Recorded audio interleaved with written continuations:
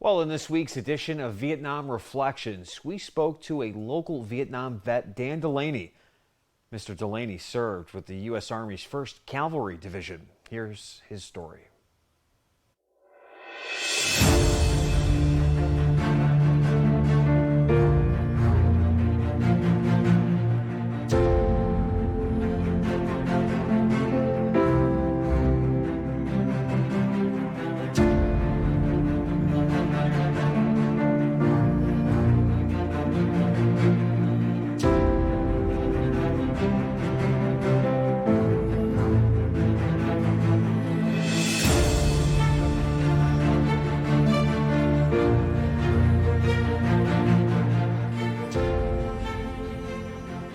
When I came home, only my closest friends knew I was in Vietnam. They knew better not to even talk about it because I just wouldn't talk about it. It's funny, here's a story that I lived in this neighborhood, 40 years. And my neighbor next door, who his kids played with my kids, neither one of us told us that we were in Vietnam.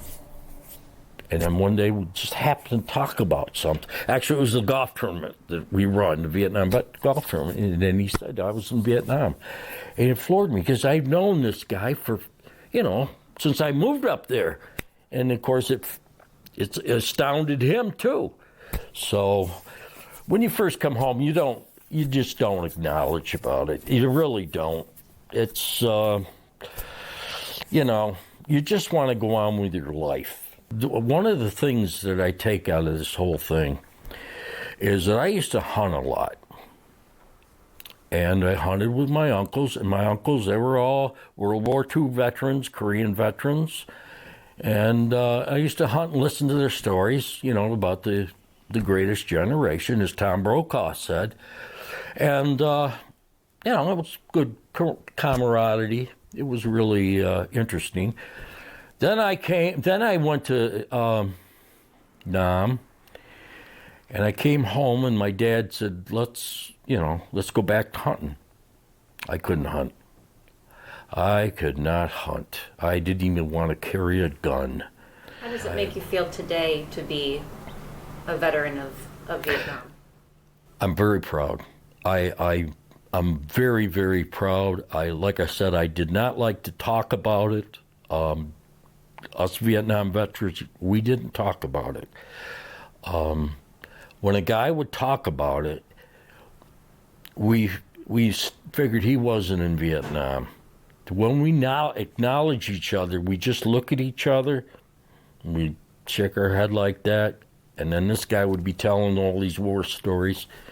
It's what they called stolen valor. And there was a lot of that going on. And when Vietnam was fashionable, like in the 1980s, they started making movies on them and everything. They showed I wish I was in Vietnam. No, you don't. You do not wish you were in Vietnam if you were there.